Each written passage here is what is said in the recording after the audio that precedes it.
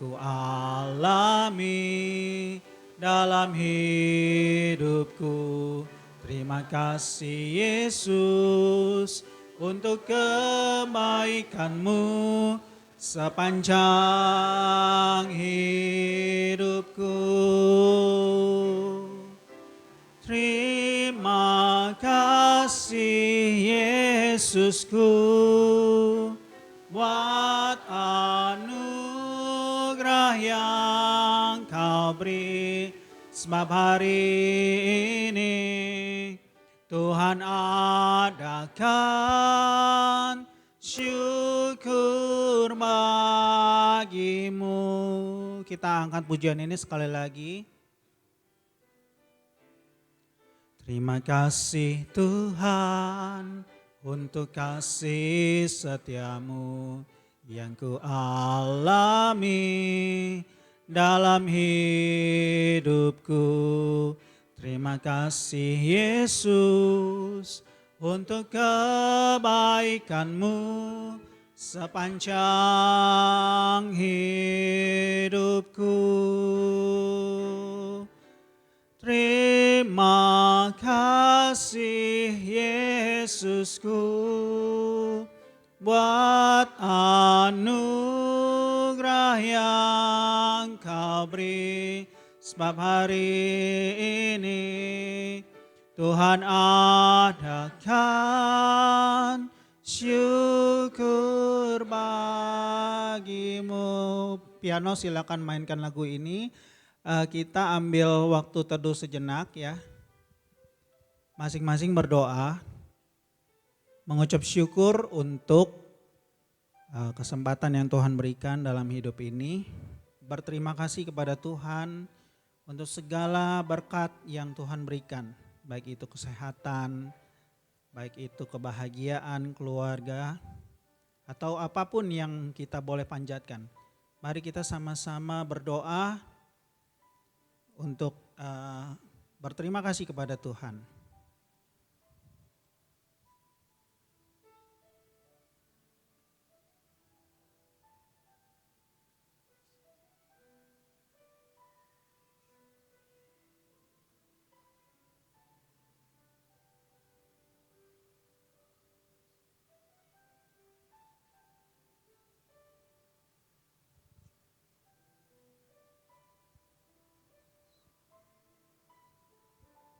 Kita nyanyikan refnya sekali lagi.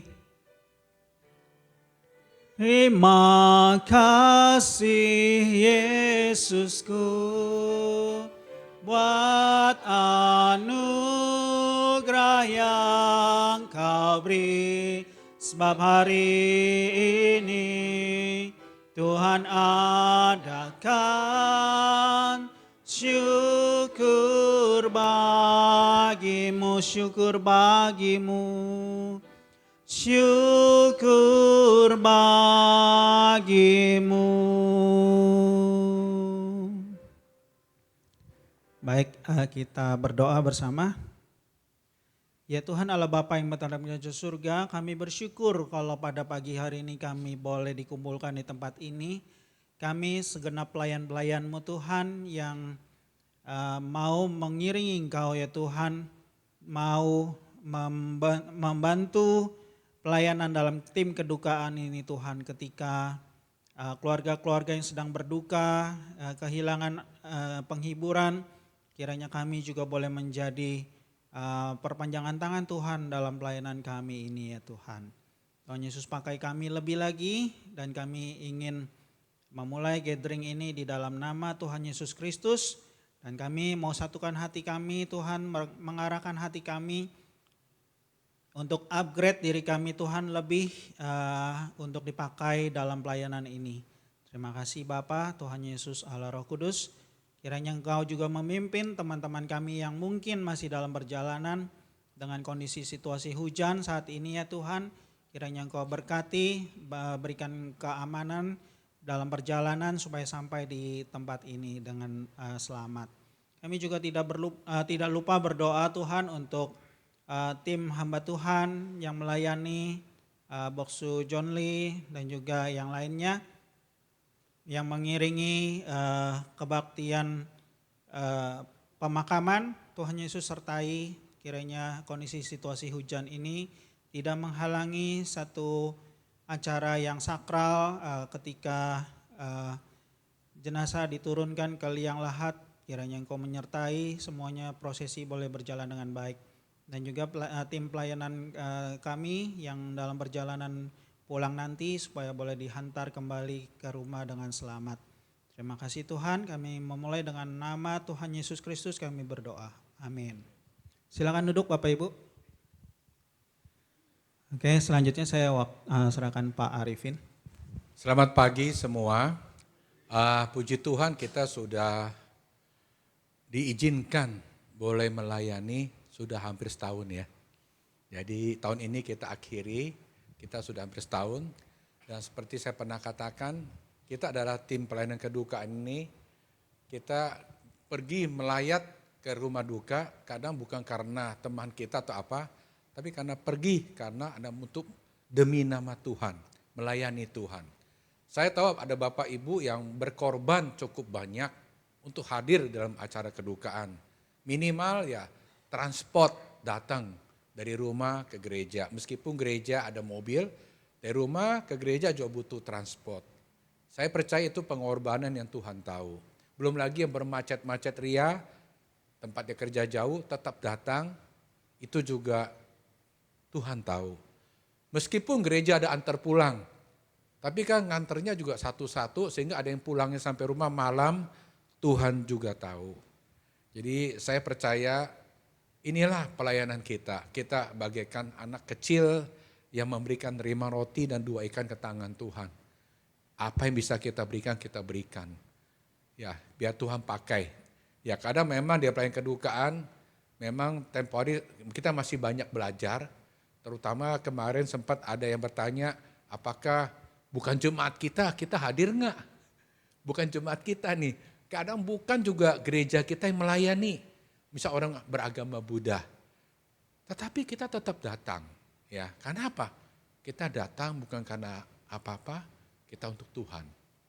Ya pernah kita juga alamin dengan beberapa rekan, kita acaranya Buddha, kita datang. Tapi kenyataan ada anggota keluarga yang Kristen mengizinkan kita untuk bernyanyi lagu Kristen, men-sharingkan firman Tuhan, itu spontan, nggak ada latihan, nggak ada apa-apa, langsung. Ya memang inilah pelayanan kita, ya kita memang menyediakan diri kita kepada Tuhan. Ya meskipun orang itu bukan jemaat kita, mungkin juga bukan agama Kristen yang tidak kita kenal, kita menyediakan diri kita untuk melayani Tuhan, menjadi berkat penghiburan bagi orang-orang yang tengah berduka. Kadang memang di tengah kedukaan, orang disitulah baru memikirkan apa arti hidup ini. Dan di tengah kedukaan pula, kehadiran kita tuh membawa arti yang sangat dalam sekali. Kan firman Tuhan udah berkata, kita udah beberapa kali sharingkan, berkata lebih baik kita ke rumah berduka daripada ke pesta. Karena ke pesta kita tidak diingat, orang ingatnya orang yang pesta. Ya, jadi kalau kita kedukaan orang akan sangat berkesan. Dan saya juga pernah mengalami kedukaan, orang yang hadir saya ingat persis siapa itu yang hadir. Bahkan sampai kepada penguburan juga. Dan hari ini Bos Sujoni juga dengan beberapa orang gak bisa hadir karena ya mereka ingat ikut hari ini. Tapi karena kedukaan ya pelayanan mau gak mau mereka pergi. Ya inilah memang tim kita ini yang boleh kata kita bersyukur pada Tuhan. Kita sudah melayani sampai setahun ini, kita bersyukur anugerah Tuhan. Adalah berkat Tuhan kita masih boleh melayani Tuhan. Dan yang saya ingin sampaikan, Tuhan tahu pengorbanan Bapak Ibu, biaya yang harus dikeluarkan untuk transport datang ke gereja, waktu yang harus tempuh, macet-macet ria, pulangnya mungkin juga malam, ya mungkin ada yang kehujanan naik motor, akhirnya musim hujan, hari ini jangan motor yang jauh-jauh datang kehujanan, basah, ya saya percaya Tuhan tahu itu semua. Dan kita hanya bisa mediakan diri kita di hadapan Tuhan. Dan memang kita juga pengen selain pengorbanan kita, waktu kita ingin juga kita ingin melayani lebih baik. Makanya kita ada minta Saudari Elis, bukan siapa-siapa, pada juga adalah jemaat kita, juga adik kita dalam keluarga. Kebetulan Elis ini adalah dia belajar di bidang psikologi, dia dulu insinyur, dia arsitek, tapi ambil di psikologi. Dan dia juga adalah seorang dosen di beberapa tempat. Ya saya kira dia banyak bergumul di bidang ini, biarlah kita memberikan sedikit berkat bagi kita, tips-tips supaya ketika kita ingin menjadi berkat jangan sampai itu menjadi karena perkataan kita, sikap kita malah melukai orang lain, kita juga nggak mau. Saya yakin kita nggak ada yang mau, tapi kadang kita tidak sadar, itu saja sih. Maka ini tujuan kita dipelengkapi supaya kita makin sadar. Ya nanti jangan sungkan juga, mau tanya-tanya aja, keluarga sendiri kok. Ya keluarga sendiri, jadi nggak usah sungkan ya. Jadi saya kira itu aja sedikit singkat opening dari saya, tidak berlama-lama. Yang penting kita ini bersyukur kepada Tuhan. Semoga tahun ke depan kita punya diberi kekuatan, kesehatan melayani setahun lagi. Ini belum akhir, tinggal masih sebulan gitu ya. Terus melayani Tuhan, ya puji Tuhan. Terima kasih. Saya langsung aja pada Eris.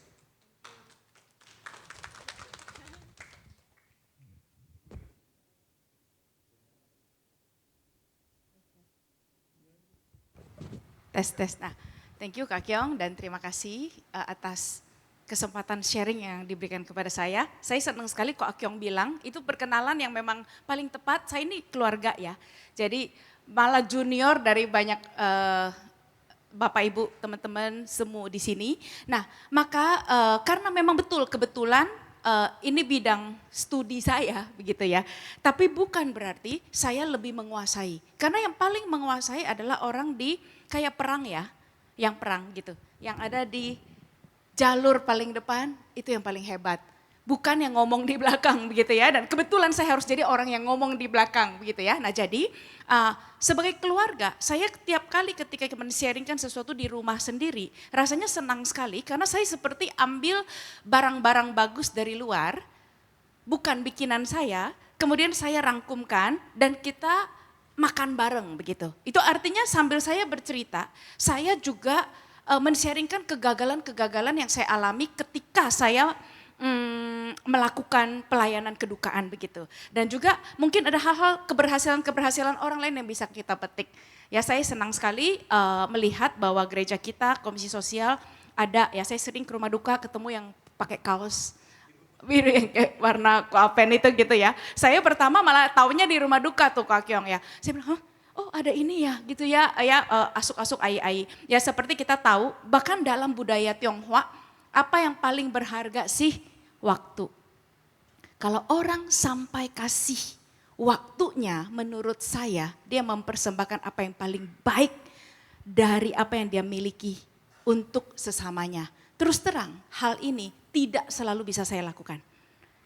Orang minta waktu, kita kadang nggak sanggup kasih.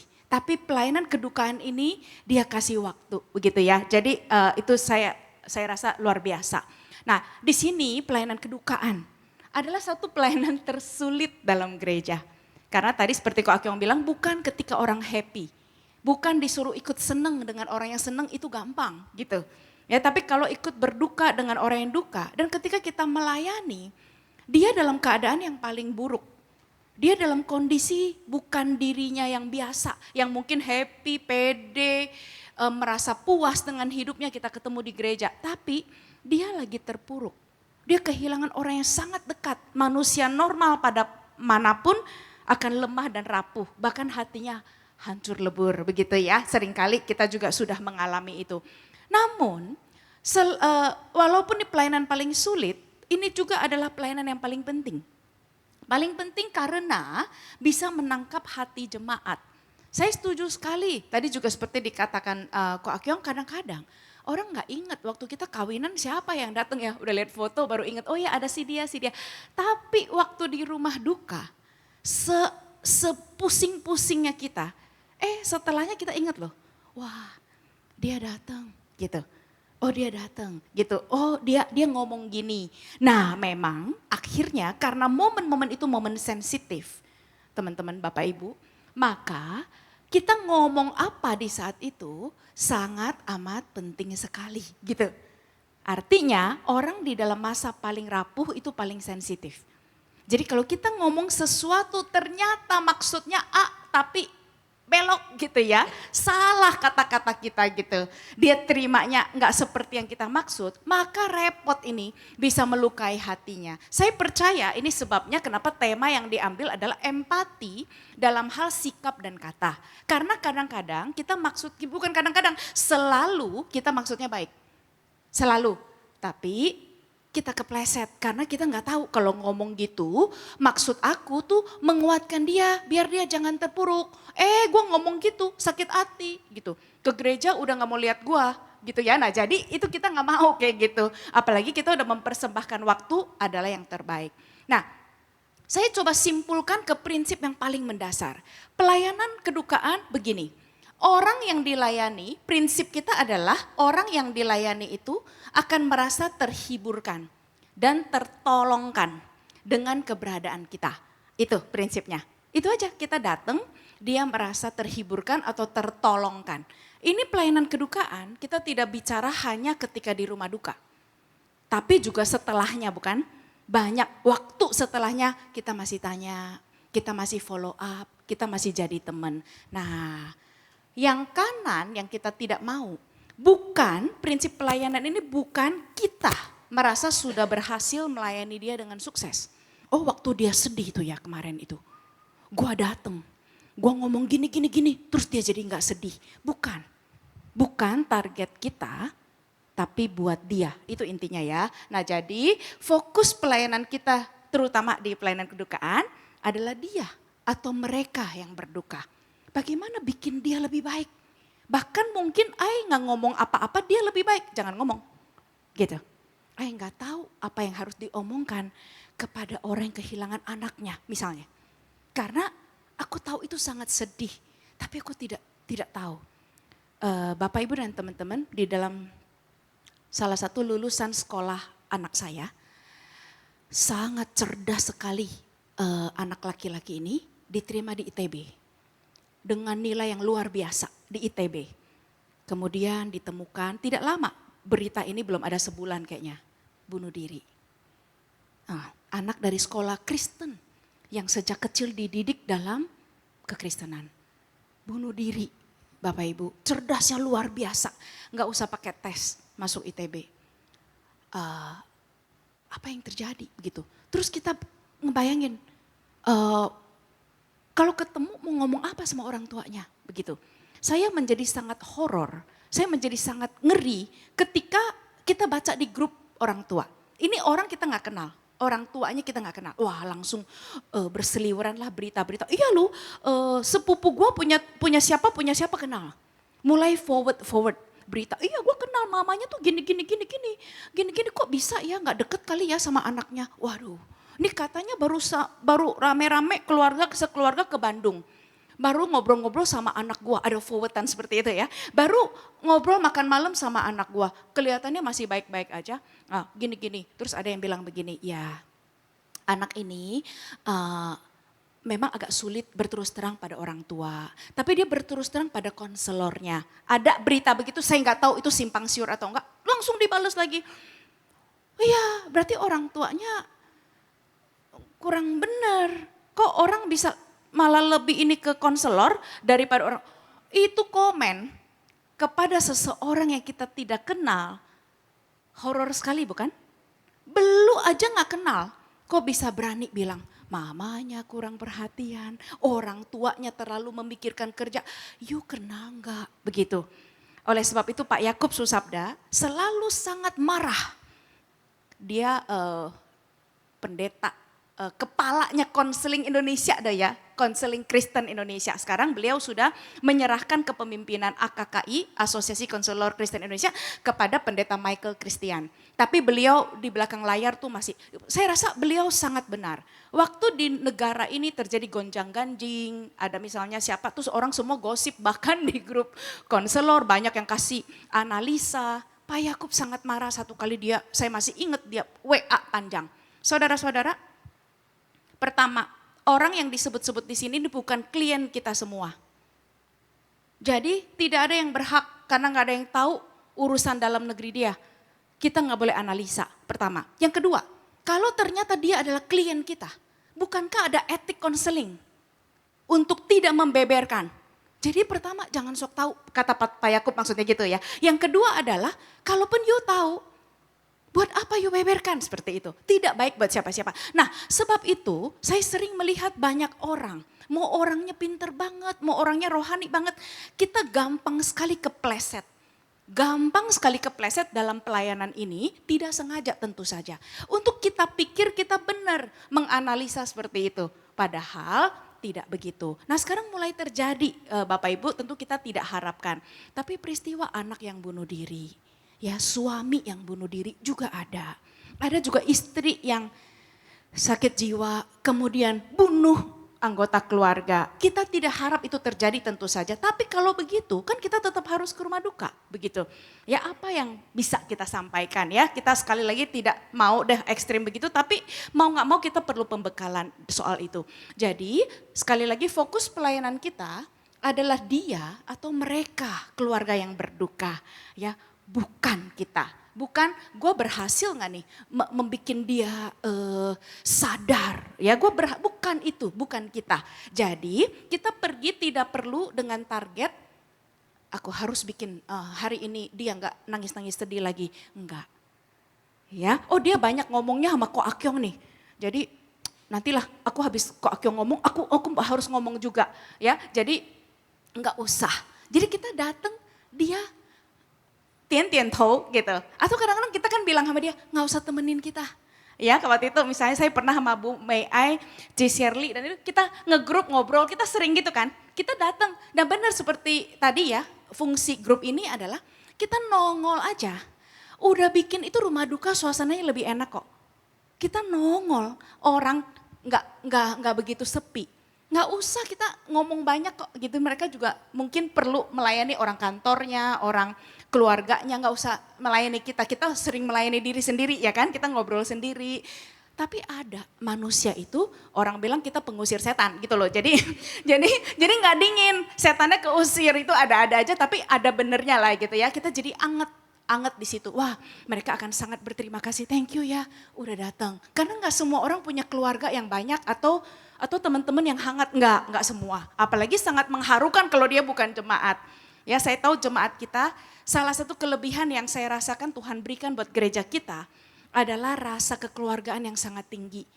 Ya kita tahulah banyak mungkin ya ada jemaat-jemaat yang sebenarnya udah bergereja di mana-mana di tempat lain.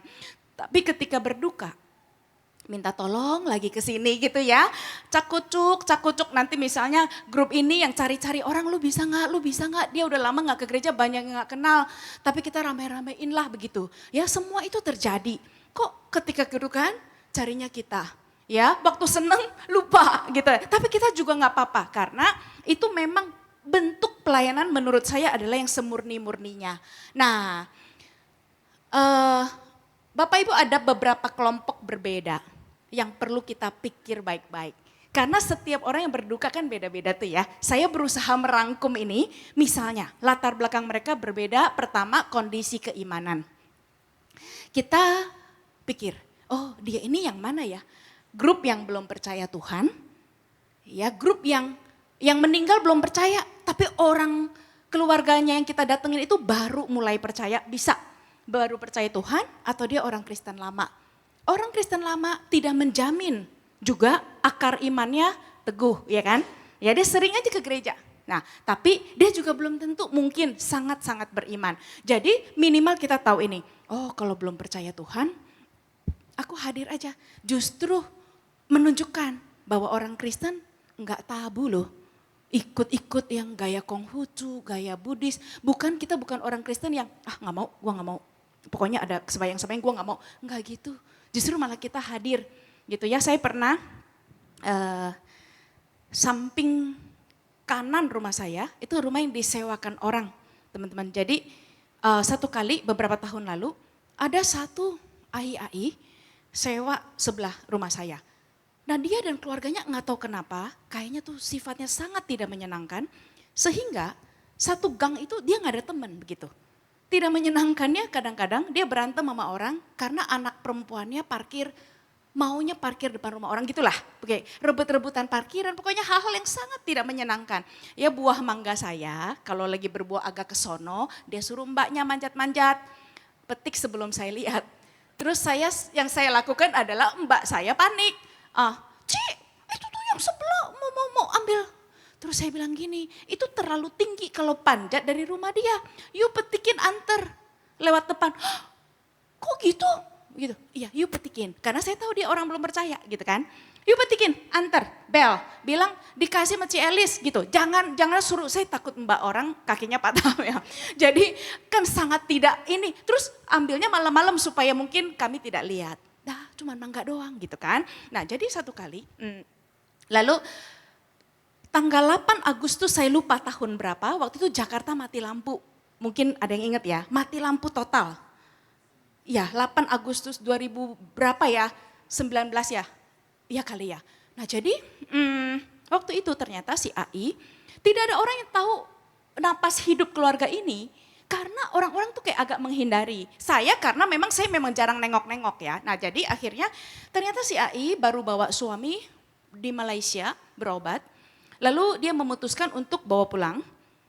Jadi pakai oksigen di rumah gitu deh kira-kira. Padahal suaminya enggak parah-parah banget. Jadi tapi karena malam itu mati lampu begitu, terus dia mungkin gak enak minta tolong sama tetangga atau apa saya tidak tahu, subuh jam 5 dia keluar.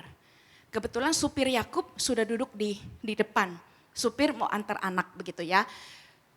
Pak, tolong bantu gendong mau ke rumah sakit. Nah supir kami masuk gitu ya, masuk dengan seorang hansip atau satpam gendong. Waktu gendong, Pak supir saya terus bilang, udah keluar nih, ini udah meninggal gitu, ini udah meninggal. Jadi saya, lalu dia kasih tahu asisten rumah tangga saya, orangnya sigap, dia bangunin saya, Ci, ini gimana? Oh saya bilang, kasih tahu si AI udah meninggal, tapi nggak apa-apa, kita bantu. Kalau perlu diantar, dia nggak ada yang antar, suruh supir antar. Anak-anak gampang, nanti kita bisa antar pakai cara lain. Jadi singkat cerita akhirnya si AI itu gemeteran dikasih tahu oke, ini suaminya udah meninggal. Nah lalu kemudian saya ke rumah duka waktu itu. Ke rumah duka Jelambar, saya pikir-pikir saya ketemu aja gak ada 3 kali ya. Kalau saya datang dia kenal gak ya muka saya gitu ya, saya mikir gitu. Tapi saya yang harus mengenali muka dia tuh saya pikir-pikir oh saya datang.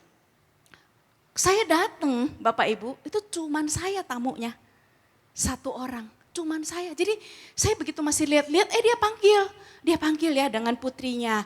Terus saya AI turut berduka ya.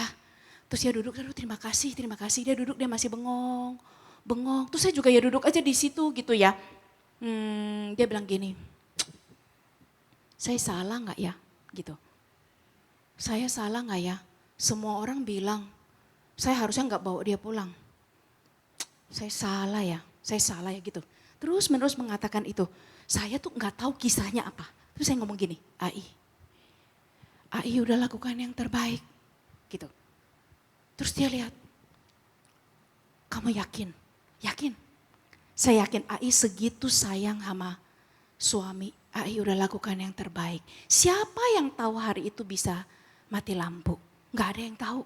Ini kejadian di luar kuasa AI. Tapi percayalah, karena dia non Kristen ya, si Asuk juga pergi dengan tahu kamu sudah melakukan yang terbaik. Begitu nangis, tidak lama sampai saya pulang gak ada orang lain yang datang. Maka saya pikir ya hal seperti ini itu tuh satu bentuk dalam tanda petik pelayanan yang sungguh penting sekali. Kadang-kadang dia udah gak tahu mau ngomong sama siapa, dia bilang saya salah gak begitu. Saya pikir-pikir dulu ini kasusnya apa. Lalu dia mulai cerita baru 2-3 kali, oke. Dia takut merasa salah, dipersalahkan keluarga karena dia bawa pulang begitu. Akhirnya saya ngomong sama anak perempuannya. Nah jadi belum percaya Tuhan, baru percaya Tuhan, orang Kristen itu ada latar belakang tertentu. Yang kedua adalah kita perlu cermati hubungan dengan yang meninggal. Orang sedihnya beda-beda betul. Pertama karakter orang beda-beda. Ada karakter orang yang gak bisa nangis depan umum. Bukan tidak sedih. Tidak bisa nangis depan umum. Dia perlu ketemu orang yang tepat baru bisa. Dan itu biasa orang lain gak kelihatan. Tapi ada orang yang tidak tahan gitu. Ya tidak tahan, dia akan terus berurai air mata. Begitu kan? Nah jadi ada karakter-karakter seperti itu juga hubungan dengan yang meninggal. Ya, kita tahu semakin dekat hubungannya tentu orang hati semakin hancur. Anak sendiri, orang tua sendiri, pasangan hidup sendiri, kakak adik sendiri. Kalau hubungannya dekat, maka susah sekali untuk dibilang rela begitu ya. Kemudian juga cukup dekat atau cukup rela dia, ya. Atau dia ternyata ada yang nomor 3 ya. Kita jarang sih ketemu, tapi pernah ya kan. Lega, bukan bersyukur, lega. Ya, ada orang yang sangat sekali bikin sulit keluarga. Tiap hari utang sampai keluarganya itu sangat pusing begitu. Sangat pusing dirongrong. Nah, orang ini karena entah bagaimana ya atau dia narkoba dan lain-lain, pokoknya sangat pusing keluarga. Nah, ketika dia dipanggil Tuhan, ya pastilah di rumah duka tidak terlalu banyak kesedihan. Ini juga normal ya kan. Nah, cuman ini memang jarang. Lebih banyak yang kita temui dan perlu kita hibur tuh 2 jenis yang di atas. Kemudian ada juga, nah ini ya, penyebab kematian dan timing. Ya, secara umum, secara psikologis ya teman-teman, kalau dikasih waktu panjang, orang lebih siap. Secara umum begitu. Ya, kapan saya paling tertonjok jantungnya sampai tidak bisa tidur? Pertama, waktu papa saya jelas didiagnosa kanker paru stadium 4. Malam itu benar-benar. Nah, terus berproses sampai dia meninggal dunia. Kita tentu sedih, tapi seolah-olah udah ada persiapan di sini. Shock terapinya udah terjadi. Nah, mama saya waktu stroke yang pertama, kita udah kehantemnya pada saat itu. Sehingga kita tahu ini akan datang. Walaupun datang juga masih shock begitu, masih tidak rela. Tapi secara kejiwaan masih ada persiapan. Begitu kita tahu pengumuman, ada penyakit yang mengerikan ini. Itu hal paling sedih, hal paling ngeri sebetulnya. Karena kita tahu nih, oh hari-hari dia sudah terbatas. Nah, yang lebih sulit kita terima secara kejiwaan adalah yang mendadak. Jadi kalau dia kehilangan mendadak, kita harus berikan pendampingan yang lebih. Karena kaget sekali. Tidak sangka ya. Nah, jadi ini juga ya penyebab kematian misalnya HARS. Itu sesuatu yang sangat sulit kita terima. Ya misalnya apakah bentuknya tuh kecelakaan gitu. Apakah jatuh ya atau apakah hal-hal yang lebih buruk lah ya.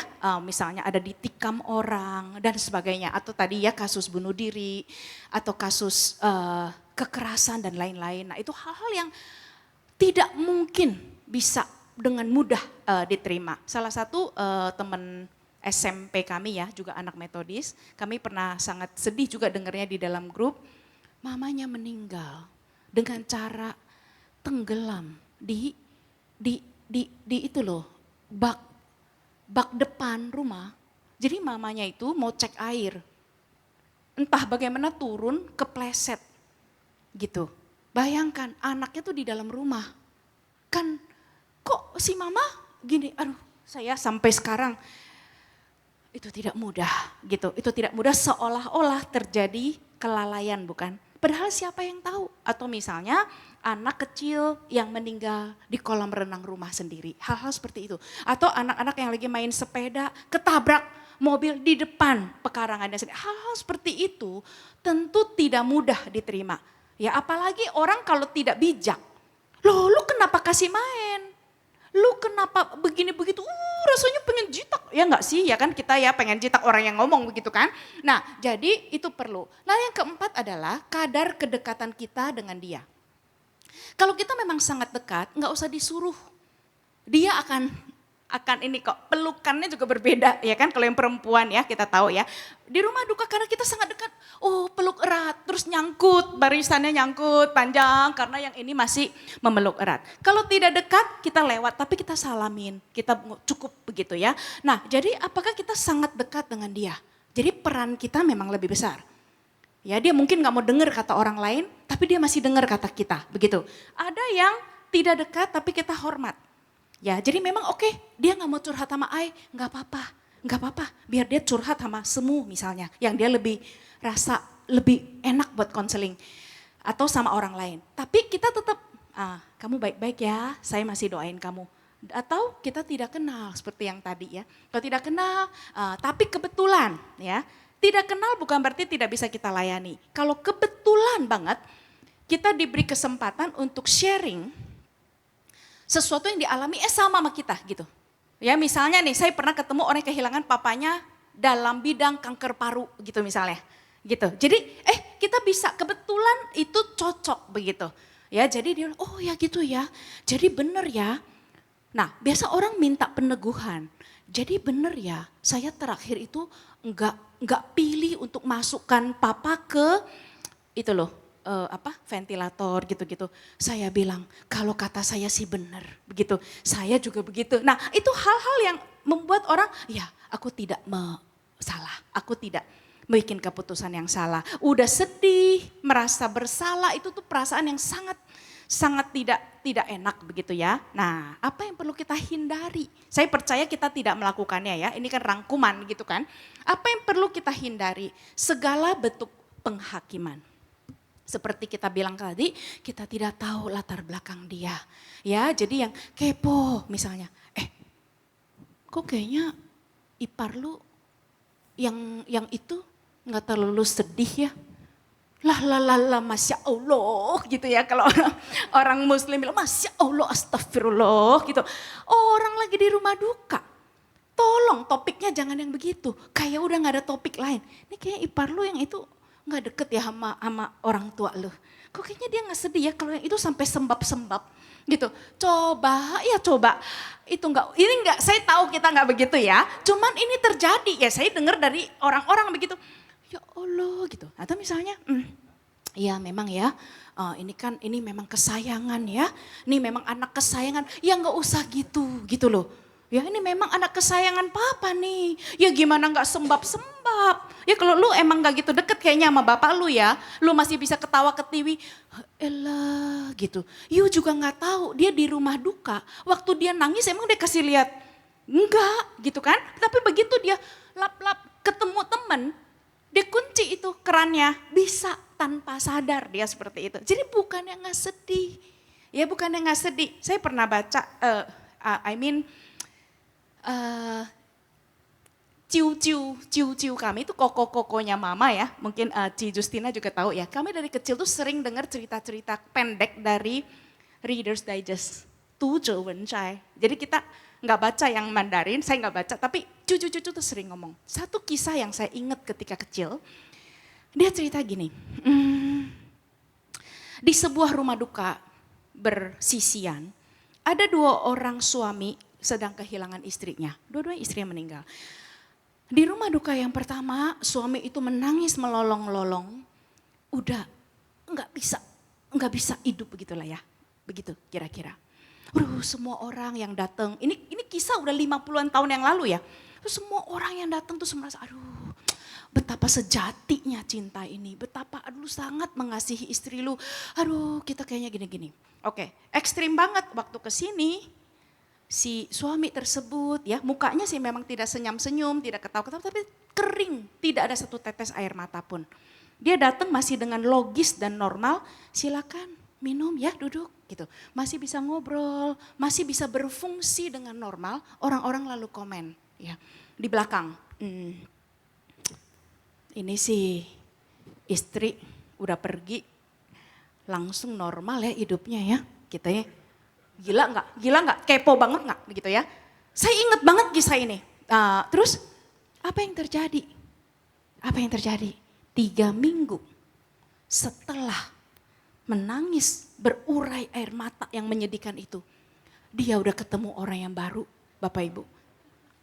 Yang di sini 30 tahun kemudian dia masih sendiri. Begini ya, ini tidak bermaksud mengatakan ketika orang ditinggal pasangan menikah lagi itu artinya kurang cinta. Bukan. Ini mau ngomong ekspresi kesedihan setiap orang. Ini juga ketika dia menangis melolong-lolong, dia tidak palsu. Dia tidak buat-buat, dia emang ekspresinya tuh lebih besar gitu loh. Ya kan, ngerti kan ada yang begitu. Jadi, karena dia tuh punya kebutuhan yang besar untuk dicintai, ditangkep emosinya, maka juga wajar ketika dia langsung bisa ketemu yang Dia butuh.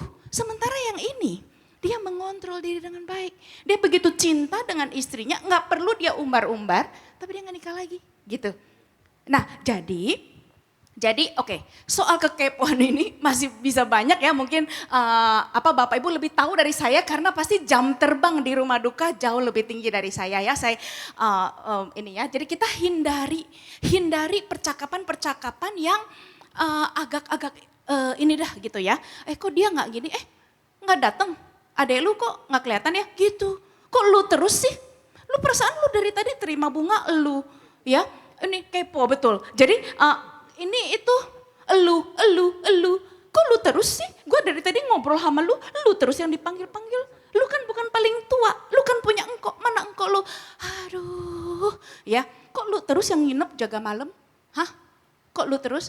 Kalau kita apung terus yang jaga malam. Kenapa? Karena dia tuh paling gampang plek tidur di mana-mana. Gitu. Dia paling gampang. Terus dia suka ajak ponakan. Jadi ponakan, ya dia sama dia mah apa juga boleh ya kan? Cucu boleh ini nggak malam-malam pesen martabak, malam-malam apa? Semua ponakan anak-anak kami tuh boleh nginep nggak? Boleh nginep nggak di rumah cucu apung? Nah itu nginep di rumah duka bareng dia, gitu ya. Apen dan saya kita ada darah tinggi, jadi nggak bisa. Nah tapi hal itu kan kita nggak perlu jelaskan kan? Ya, jadi ini memang ini ya semua terjadi. Atau kita bilang gue bermaksud baik kok. Ya kan biar dia istirahat ya, gue tanya mana cici lu kok nggak datang gitu ya. Kan gue bermaksud baik. Ya kadang-kadang bedanya tipis ya antara kita kepo sama ini. Nah ini kalimat tabu sekali. Kenapa enggak titik-titik? Loh, lu tahu dia udah pingsan kenapa lu nggak gosok-gosok minyak kayu putih? Oh my goodness, itu kata-kata itu benar ada. Yuk kenapa enggak gini? Yuk kenapa enggak bawa ke luar negeri? Yuk kenapa enggak cari dokter yang ini? Yuk kenapa enggak langsung kalau stroke tuh harus gini-gini? Salah nih, harusnya jangan dioperasi. Gitu. Ya. Kalau kanker payudara itu ada teman saya yang gini-gini malah baik. Kanker otak tuh gini-gini orang sembuh. Padahal itu informasi juga gak jelas gitu ya. Kenapa lu operasi? Apalagi di tangan dokter itu banyak yang meninggal. Hal-hal seperti itu dia udah gak bisa ubah. Jadi jangan sharing keberhasilan diri kita menangani dengan cara A yang Tuhan izinkan berhasil. Atau orang lain yang dia gak kenal, ya, tapi yang orang ini tidak lakukan. Nah kalau kita nih dulu ya begitu tahu dia ada cancer payudara, langsung diangkat. Makanya gini-gini, aduh salah sih ya, oh my goodness. Ya, hal yang paling tidak perlu didengar orang di rumah duka adalah kalimat-kalimat seperti ini. Lu salah sih, gak usah lu ngomong aja, gue udah mikir gue salahnya di mana, begitu. Apakah gue salah? Ya saya pernah sharingkan karena saya paling tua, bukan karena saya paling tua juga, tapi karena saya langsung, jadi kita bagi tugas berempat urusan mama, jadi saya pasti bagian perdokteran deh gitu, ya perdokteran, jadi menentukan tindakan-tindakan medis gitu. Apa saya kurang berpikir, apa yang salah? Saya pasti berpikir, aduh gua gini tuh salah gak? Gua gini salah gak? Sehingga kita tidak perlu ditambahin, ya mestinya begini. Mestinya ya orangnya udah di surga gitu. Ya kita gak bisa remet, ini gak bisa remet. Nah jadi kita justru sebaliknya ya, kita perlu bilang sama dia, hey pada saat itu you sudah lakukan yang terbaik. Itu benar-benar menurut saya berat sekali karena suami udah dibawa baik-baik pulang dari Penang, Malaysia. Terus tiba-tiba meninggal di Indonesia cuman karena alatnya itu gak nyala. Dia bilang, dia sampai gemeteran. Dia bilang, Eli saya gak tahu kalau mati lampunya begitu lama. Jadi kan kesannya ya sangat konyol gitu. Saya bilang, Ai saya juga gak tahu, benar. Ai gak salah. Ai nggak tahu, dia bilang kan kalau saya tahu, saya bawa ke rumah sakit. Kalau saya tahu begitu. Dia udah cukup merasa bersalah. Waktu itu saya sungguh berdoa dalam hati Tuhan. Kiranya Ai ini dimudahkan dari siapapun yang datang. Jangan menyalahkan dia karena alasan meninggal suaminya itu sungguh susah gitu. Dan dia kelihatan sangat sayang suaminya ya. Jadi nggak usah ditambah kenapa nggak begini, kenapa nggak begitu. Nah kemudian juga hindarilah segala bentuk pengajaran. Pengajaran seperti apa tindakan medis yang menurut kita seharusnya, ini tanda petik ya. Ya harusnya jangan ini, cari aja alternatif. Misalnya tadi jangan dioperasi atau justru harus dioperasi dan sebagainya. Atau perawatan yang seharusnya. Makanya lu harusnya tuh gak bawa dia pulang dari rumah sakit. Ya, orang yang sakit itu dia mau pulang. Ya kan? Ada orang tua seperti itu. Papa saya seperti itu. Waktu dia sudah tahu dia kayaknya, dokter juga bilang ya, Bu, papa Anda sudah secara medis, kita cuman kasih morfin untuk ini sakitnya. Jadi kalau dirasa dia mau pulang, boleh ya. Nah dokter udah kasih itu dengan sangat jelas. Jadi kita bahas dengan jelas, papa tentu sangat mau pulang. Maka kita pilih perawatan home care. Perawatan home care tentu artinya adalah dia akan meninggal di rumah. Begitu kira-kira secara manusia. Nah jadi tentu ada juga yang bertanya lah pasti ya. Maksudnya baik sekali lagi. Kenapa nggak dirawat terus? Di ini, kenapa gini? Kenapa nggak terakhir masih mau pasang ini, mau pasang itu? Karena kita tahu ya papa memang dari dulu komen. Ya kalau orang udah sampai di ujung, nggak usah dipaksakan. Malah menderita colok-colok banyak gitu ya. So kita tahu, oh dia tuh begitu. Dia nggak mau begitu ya. Nah lalu ada juga prosesi kedukaan yang seharusnya. Kalau sudah di rumah duka kita janganlah tanya, saya tahu kita nggak terjadi ya, kita tahu gereja kita sangat fair. Kenapa sih? Lu orang Kristen kok lu kremasi? Ada nggak yang suka sharing begitu? Ada yang suka, sedih banget sih orang ditanya begitu. Saya pernah ada orang nangis-nangis ngomong ke saya, aduh ya lu tahu nggak dasar Alkitab, tolong tanyain pendeta lu dong. Apa? Saya bilang, saya ditanya kenapa saya kremasi. Saya bilang gak usah tanya pendeta gua juga bloon soal Alkitab, gua juga tahu. Itu gak ada hubung, itu boleh di gereja gua. Semua orang Kristen juga banyak yang kremasi. Oh gitu, lu yakin? Yakin, saya bilang. Saya ditanya sama orang yang merasa Kristen sekali, dia bilang, lu tahu gak landasan Alkitabiah, debu harus kembali kepada debu. Gitu dan sebagainya. Sehingga dia menjadi, nah hal seperti itu sangat mengganggu kesejahteraan psikologis dari orang yang berduka. Dan dia akan ingat terus. Jadi ya janganlah ya kita kalau tahu ada orang kayak gitu kita juga ngomongin dia aja. Lu jangan tanya gitu ya. Nah lalu juga ada respons Kristiani yang seharusnya. Ini kita bisa kepleset. Saya pernah dengar di rumah duka ada orang ya bilang begini. Itu ketika teman saya berduka. Jadi yang ngomong bukan dari gereja kita. Dia kehilangan suami. Mendadak di saat pandemi sakit jantung, serangan jantung dan dia tidak lihat Bapak Ibu. Dan dia tuh bingung kok dia udah jam 9 kok belum pulang ya dari bengkel. Kenapa ya? Biasa dia ngasih tahu. Terus dia 9.15 udah gak enak sekali hatinya karena biasa dia kasih tahu gitu. Terus dia panggil seorang saudara ke bengkel. Suaminya sudah terkapar di bengkel sendirian. Tidak tertolong, serangan jantung, shock sekali teman saya. Nah ketika dia nangis-nangis dengan normal orang ditinggal mendadak suami begitu, terus ada yang ngomong begini, ya dia orang Katolik sih ya, nah jadi mau orang apapun lah ya keimanan, aduh udah jangan nangis seperti orang tidak beriman. Hah? Gitu, saya pikir, Bu lu ngomong sekali lagi gua tarik lu, ini teman baik gua gitu ya. Emosi lu langsung gitu ya. Udah nak, udah, jangan nangis seperti orang yang beriman. Kita orang beriman, kita ada Roh Kudus. Gitu. Kita ada Tuhan Yesus. Lu pakai nama Tuhan Yesus. Tuhan Yesus bilang, jangan nyebut nama gua, jangan pakai namaku dengan sembarangan, gitu kan? Orang Tuhan sendiri menangis waktu Lazarus meninggal.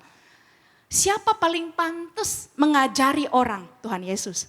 Harusnya kalau pengajaran cocok di rumah duka, Tuhan Yesus akan contohin waktu Lazarus meninggal, dia ngajarin aja Maria dan Marta. Jangan bersedih karena ada aku si roti hidup.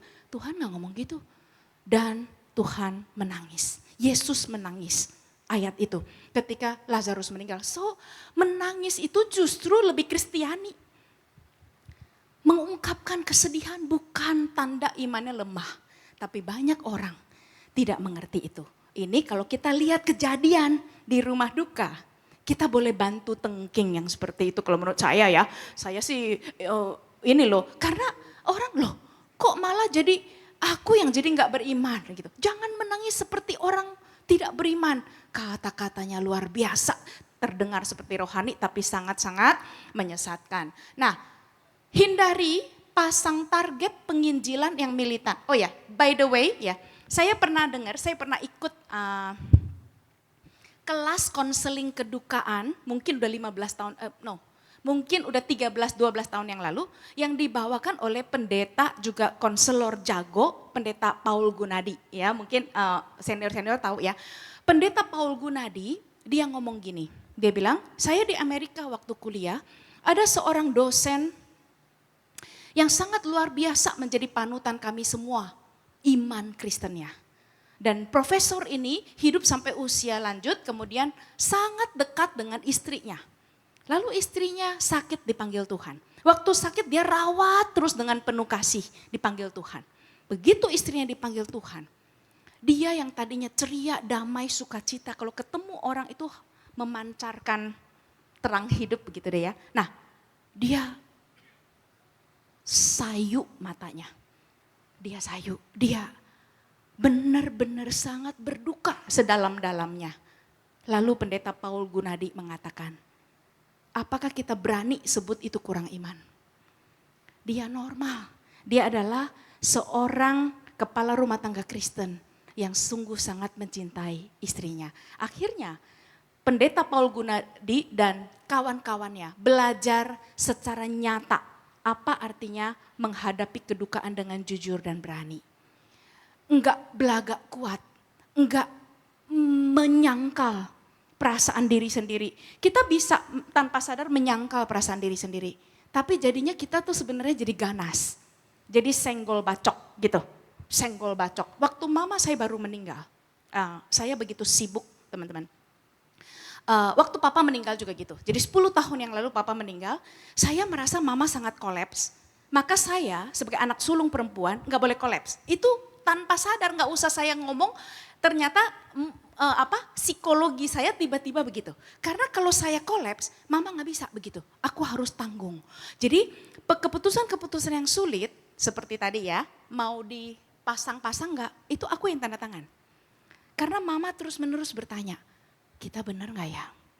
Apakah harusnya kita tetap lakukan? Karena dia sangat cinta papa, dia pengen papa hidup lebih panjang. Saya bilang gini, Ma, enggak. Jadi dia gak berani bikin keputusan itu. Tapi saya tahu dia mau bikin gitu deh ya, galau. No, saya sangat yakin. Lu yakin? Kita gak salah. Sebenarnya aku yakin gak? Malam itu gue juga gak bisa tidur, cuman gue gak bilang. Begitu ya, gak bilang. Jadi hal-hal seperti itu terus saya tahu bahwa respon saya ketika berduka adalah shutdown. Jadi saya tuh kayak orang, gak mau pikir bagian itu. Gak mau pikir. Padahal tahu secara teori gak boleh. Ya, tapi nanti beberapa bulan kemudian terjadi, itu ada healingnya sendiri. Tapi ketika gak mau pikir, itu sebenarnya membohongi diri tanpa sadar. Itu senggol bacok. Senggol bacok maksudnya apa? Jadi galak. Jadi kayak hiu gitu. Jadi kayaknya udah coping dengan baik. Tapi tiba-tiba orang abang Grab misalnya, antar lelet, terus ngeyel gitu misalnya. Kita jadi pengen maki dia. Terus kok gue jadi kayak gini ya? Karena ada duka yang tidak terolah. Ada orang-orang tertentu yang mestinya dia respon begini mestinya normal, kita ganas berlebihan. Itu manusia. Kita bukan robot. Jadi lebih baik diolah. Nah itu pesan dari Pak Paul Gunadi. Masa duka orang juga berbeda-beda. Bapak, Ibu, dan teman-teman. Berbeda-beda. Saya sampai hari ini adalah tahun ke-10. Saya dulu ingat waktu Koapen tuh masih jadi penyusun penerjemah ya. Koapen. Terus begitu saya tahun ke-10 saya udah tidak berduka atas kepergian papa saya. Saya tidak. Tapi saya udah tahun ke-10, saya tidak berani terjemah hari ayah. Saya gak berani. Karena pernah terjadi, saya bukan di hari ayah, saya lagi terjemah pendeta Clemencia atau siapa gitu ya, di luar gereja, acara retret mana gitu. Terus itu bukan konteksnya hari papa, tapi dia bercerita tentang seorang papa begitu. Yang meninggal gini-gini, tiba-tiba biur. Saya pikir kayaknya pendeta juga syok nih penerjemahnya kok tiba-tiba banjir. Ya, terus saya bilang, Boksu maaf, saya kepikir papa saya. Nah jadi itu ada nggak? Tetap ada. Masa berduka itu kita ambil. Jadi saya nggak berani juga mencobai diri sendiri. Kalau hari ayah, gue kuai-kuai pakai bunga aja. Kadang-kadang pakai bunga putih kita juga sedih. Sekarang mama juga putih, kita juga pakai putih kita sedih. Tapi saya nggak berani. Karena begitu ada kenangan-kenangan tentang papa, kita nggak tahan kalau di depan mimbar begitu. Nah jadi respons Kristiani yang seharusnya adalah respons yang jujur gitu. Kalau masih perlu waktu, nggak apa-apa. Kok lu nggak bisa move on? Ya ada teman-teman yang kehilangan anak ditanya, aduh lu mesti move on. Enggak, kehilangan siapapun yang kita sayang, kata psikolog, enggak perlu move on. Enggak perlu move on. Hiduplah dengan duka itu. Tapi bukan tiap hari berduka. Karena dia adalah bagian dari hidup kita yang kita tidak mungkin buang gitu. Enggak usah move on. Enggak usah move on. Kita proses sehingga duka itu enggak lagi menguasai emosi kita. Kita yang meluaskan diri sehingga duka itu tetap ada tapi menjadi kenangan yang indah. Jadi enggak usah takut, jangan suruh orang move on. Secara psikologis itu tidak sehat gitu. Move on cuma dari pacar yang lama itu move on. Ya, tapi kalau dari duka ya kita enggak move on. Lu move on. Ya, nggak bisa move on. Saya pernah kejadian ya, mungkin ya saya kalau ngomong gini saya rasa banyak yang bisa relate ya. Saya pernah satu kali di busway, di Transjakarta, baca nggak tahu kenapa, tiba-tiba air mata berurai-urai. Itu karena tiba-tiba ada mungkin orang video tentang papa atau apa gitu. Bisa begitu, ini sekarang tentang mama. Jadi kita memang tidak move on. Ada proses-proses yang harus keluar dengan caranya sendiri. Nah, hindari pasang target penginjilan yang militan. Ya, bukan nggak boleh ngomong Injil, boleh. Ketika kondisi dia membuka diri. Kok kamu bisa sih kehilangan orang deket, tapi you kayaknya tetap bisa meneruskan hidup dengan baik. Wah, cakep tuh kesempatan kayak gitu. Saya juga bilang sama si AI yang tadi tetangga saya itu ya, udah nggak jadi tetangga saya. Nah jadi saya juga bilang, AI, saya tahu ini berat.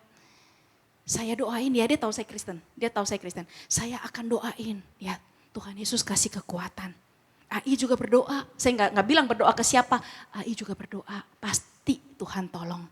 Ya AI iya deh iya aja. Pokoknya minimal gue doain nggak apa-apa gitu. Nah jadi tapi bukan kita pasang target. Wah gue datengin dia ke rumah duka dia belum percaya gue harus dapat hasil. Bukan. Nah kita harus ngerti bahwa justru jadi karena takutnya adalah kalau kita pasang target begitu, kita terlalu bersemangat mencapai target itu.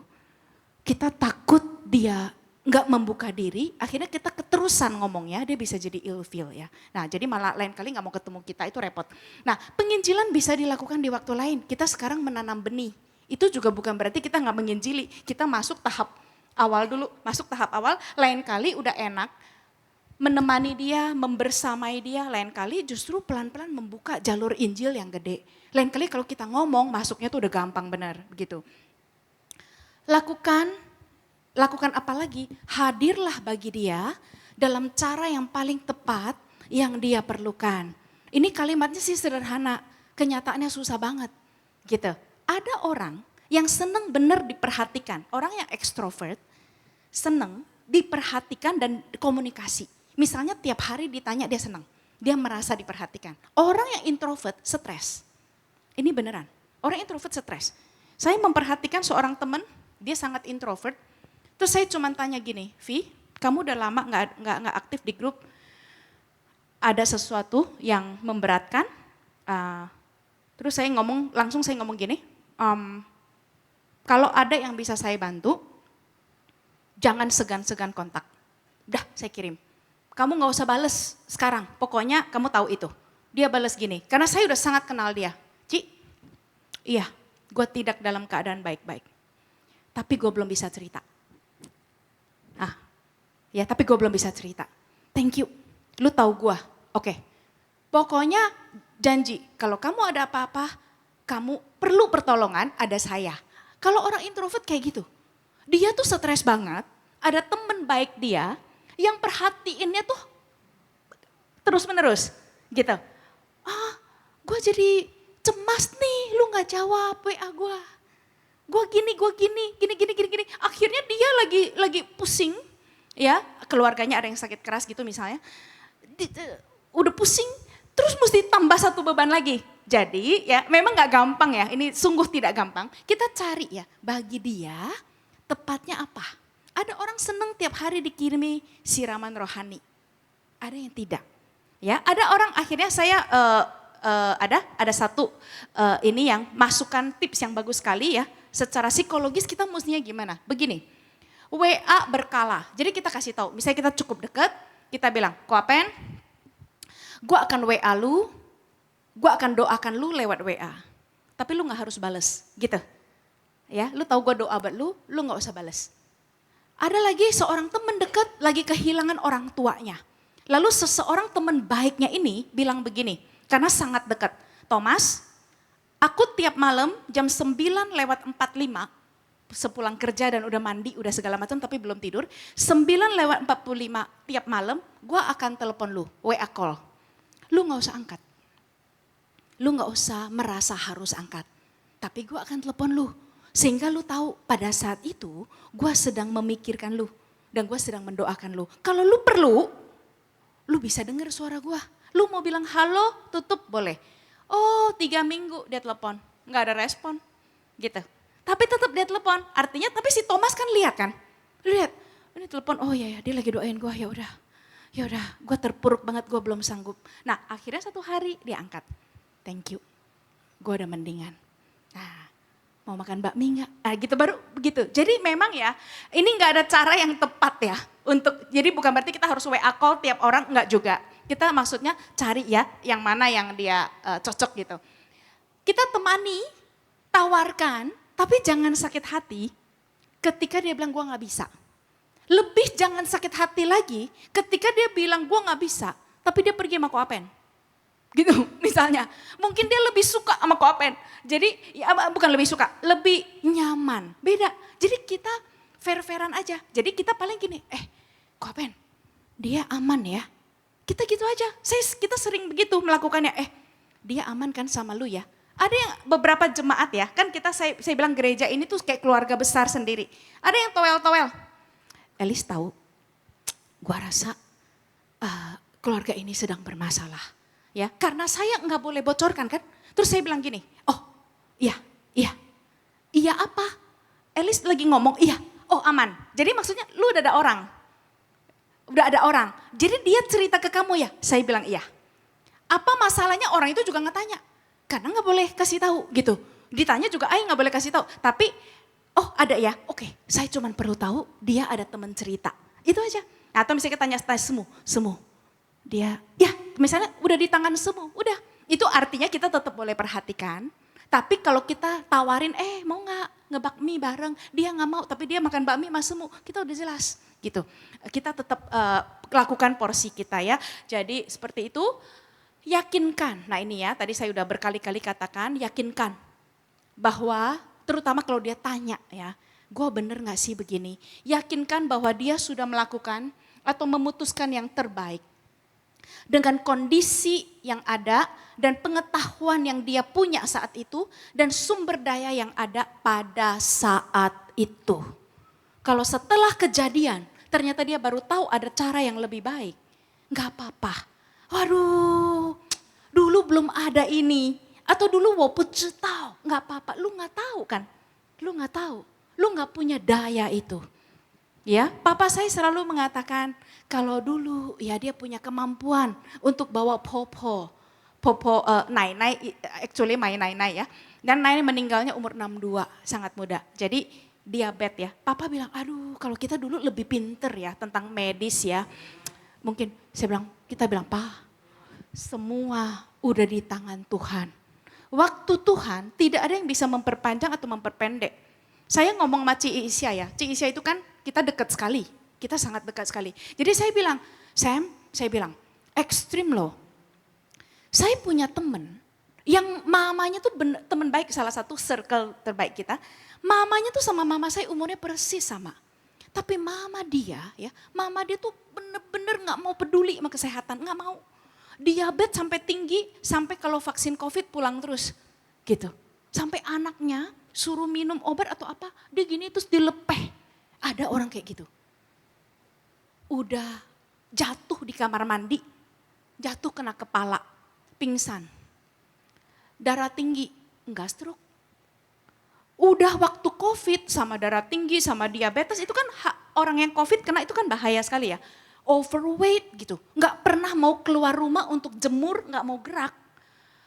Dibotong ke rumah sakit, wah suster bilang, wah yang ini harus prioritas, masuk di Siloam Kebonjeruk. Masuk dipasang-pasangin itu, apa yang terjadi Bapak Ibu, dia COVID positif. Tengah malam dia buka semua,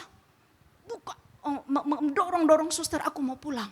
Sampai susternya bilang, kita udah gak bisa tahan. Ibu ini, dia buka begitu, akhirnya teman saya bawa pulang. Saya ikut stres dengernya, aduh saya ngeri maknya kenapa-napa. Jawabannya, baik-baik aja sampai hari ini. Gitu. Tiap tahun kayak gitu, teman saya tuh tiap tahun pulang 2 bulan dari Amerika. Tiap tahun saya adalah orang pertama yang dia akan kontak untuk masalah medis. Dia pakai semua dokter yang mama saya pakai. Mama saya gak selamat. Jadi saya bilang sama Cici ya, lu lihat Ci, ekstrim gak? Aku bilang sama Cici karena di grup kita berempat, saya, Apen, Apung, Momon. Kita bahas, saya bilang memang Tuhan tuh memberi anugerah panjang umur kepada yang dia mau beri. Saya bilang lu tolong bantuin ya, doain Ci ini. Dia juga kenal tuh adik-adik saya, lu doain dah mamanya Ci ini. Aduh benar-benar susah, bawa ke rumah sakit tunggu 2,5 jam. Udah mau dipanggil, dia ngambek, pulang. Terus saya kayak gitu. Jadi ya ampun, mama saya enggak dibawa ke dokter ngambek.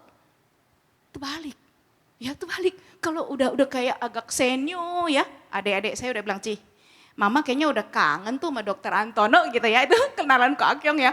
Dia suka banget sama dokter Antono. Jadi kita, ya udah bawa aja. Udah. Jadi kalau kadang-kadang Momon atau Apen yang tinggal serumah, mah kayaknya baik-baik deh. Tersinggung. Lu orang gak tahu. Apa? Iya udah bawa. Cici bawa. Kita bawa. Tapi dia seneng. Nah, jadi apapun yang kita lakukan, ya tentu harus berusaha. Tapi waktu Tuhan, you nggak bisa protes. Itu teman saya ini barusan mamanya COVID lagi, sembuh lagi. Ya puji syukur pada Tuhan. Padahal teman saya bilang, aduh mateng dah, gue tanggal 9 Desember udah harus pulang Amerika. Terus saya sampai hibur dia, saya bilang gini, tenang, ada anugerah itu, tenang aja. Kita sampai kasih, Lin, kalau mama lu kenapa-napa, adek lu telepon gue ya gitu. Kita udah sampai segitunya. Bener-bener segala. Ya jadi oke. Ya jadi ini nggak usah orang berlama-lama dalam rasa bersalah. Kadang terapi yang terbaik adalah bersama-sama dengan dia tanpa terus membahas kedukaan itu. Ya, misalnya kita nggak bahas lu masih sedih nggak, lu gimana, nggak usah bahas gitu. Udah kita temenin dia aja. Lu boleh temenin gue cari baju nggak? Gue mau cari baju kerja, apapun itu kita cari alasan. Tapi kita seneng-seneng aja sama dia. Nggak usah, kecuali dia yang mau bahas ya. Ini beberapa yang terbukti berhasil. Ini dalam pengalaman saya ini berhasil sekali. Ya saya tidak akan detail satu-satu. Sarapan bareng. Ya sarapan bareng. Dia sangat berhasil. Yang kedua olahraga ringan bersama. Karena secara psikologi orang kena matahari ada hormon-hormon tertentu yang aktif. Jadi ada rasa sukacita, itu ada. Rasa senang. Daripada di rumah akan terus depresi begitu. Jadi dia perlu keluar. Kena matahari, yuk ajak yuk jalan di PIK gitu ya. Jalan di Waduk Pluit atau di mana gitu. Nah bantu dia menemukan produktivitas. Sekarang banyak yang suka merajut gitu misalnya. Ya, atau apa merajut lah. Kalau bisa sih olahraga berenang atau ngapain gitu ya. Nah lu mau ini enggak? Yuk. Merangkai bunga lah apa gitu misalnya. Nah izinkan dia jujur mengungkapkan perasaannya dalam berbagai tahap kedukaan. Ya ada yang mengatakan, Elis aku tuh masih marah sama Tuhan. Ya saya, ini maaf ya sedikit waktunya ya, saya pinjam lagi ya. Bapak Ibu mungkin tahu pendeta Henry Evrin dengan istrinya adalah Semu Lily Evrin, yang ketika khotbah dia pernah kasih tahu bahwa 5 tahun yang lalu putrinya suaminya meninggal kecelakaan ketabrak motor mendadak gitu. Nah, putrinya ini orang yang sangat cerdas dan sangat banyak bakat, namanya adalah Irene Evrin. Sekarang Irene sedang sharing bagaimana selama 5 tahun ini dia sekarang baru kembali kepada Tuhan.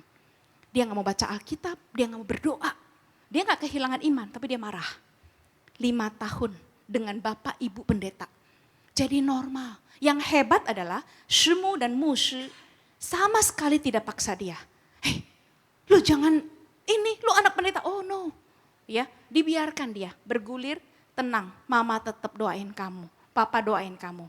Dia ini lagi sharing bagaimana 5 tahun dia marah sekali. Dia marah sampai dia belajar menyelam ke bawah laut gitu. Ya, ngapain melakukan banyak hal, lari dari kehidupan, ya. Tapi dia mencari jawaban, Tuhan kenapa? Kenapa suami saya tiba-tiba baru married gak lama meninggal cuman karena konyol sekali ketabrak motor gitulah ya kira-kira ya. Jadi ketika dia jujur, kita terima dia, begitu. Gak apa-apa, ya aku ngerti kamu masih marah. Aku juga gak pernah ngalamin itu, aku doain kamu aja. Nah kalau ketika dia sensitif terhadap gereja, ini gereja nih ya kurang perhatiin gua gitu. Ini gereja, gereja gini-gini, enggak ini. Ya kadang-kadang orang bilang gereja itu siapa gitu kan ya, kan sebetulnya termasuk kita dong ya. Nah jadi ya kita minta maaf aja. Ya sorry, kadang-kadang orang gereja juga mungkin pengen deketin kamu, tapi caranya salah. Orang sebenarnya gereja deketin, kamu juga kayaknya menerimanya juga sulit gitu ya. Nah, tapi kita ademin lah hatinya. Udah gitu, kita terima juga kalau emosi dia tidak stabil atau depresif. Seperti saya tidak stabil, saya jadi super galak. Momon pernah WA Yakub. Cicong. Ini lebih tepat lu atau gua? Yang ajak dia refreshing. Yakub membalas, lu aja mon berarti udah kayaknya udah hawanya udah jelek banget gitu ya di rumah ya. Jadi itu ada kejadian itu. Cicong, lu atau gua yang bawa dia pergi refreshing. Lu aja mon. Nah terus gitu saya udah mulai tahu. Terus galak lagi ya. Yakub bilang, Sabtu nih nanti gua bawa anak-anak pergilah sama Momon. Udah merasa diusir, merasa jadi gue nggak mau diajak ke family time gitu. Kenapa pikiran itu ada? Nggak tahu, emang jelek pikirannya, emang negatif. Nah jadi udah lu aja, terus udah gitu udah lagi makan sama Momon. Mon, si Cicong ya suruh lu ajak gue. Enggak gitu ya. Nah jadi ya itu hal-hal seperti itu kita sebagai orang dekat, mereka mentoleransi saya dengan baik. Gitu ya, saya nggak tahu mungkin ada yang WAC Isia juga, nih gue jadi galak nih ya bisa jadi ya, karena itu memang coping setiap orang berbeda ya, tidak mudah.